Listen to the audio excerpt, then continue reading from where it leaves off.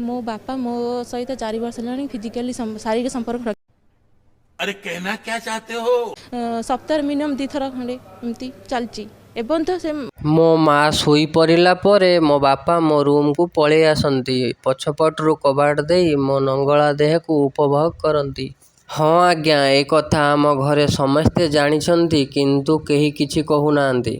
ମୋ ବାପାଙ୍କୁ ମୋ ମାଆର ଦେହ ପିତା ଲାଗୁଛି, ମୋ ଦେହ ତାଙ୍କୁ ମିଠା ଲାଗୁଛି, ସେଥିପାଇଁ ସେ ଏମିତି କାମ ସବୁ କରୁଛନ୍ତି। ମୁଁ ଆଉ ମନା କରିପାରିଲିନି କି ଆଉ କାହାକୁ କହିବି ପାରିଲିନି। ଦିନକୁ ଦିନ ଏମିତି ବହୁତ ବଢ଼ି ଚାଲିଲା। ଆଉ ମୁଁ ଯେହେତୁ ସହିପାରିଲିନି, ସେଥିପାଇଁ ଘର ଛାଡ଼ି ପଳେଇ ଆସିଲି। ମୁଁ ଘରୁ ଆସିଲା ପରେ ମୋ ବାପା, ଭାଇ, ମା ସବୁ କଲ୍ କରି କହୁଛନ୍ତି ତୁ ଘରକୁ ପଳେଇ ଆସ। ଥାନାରୁ ସେ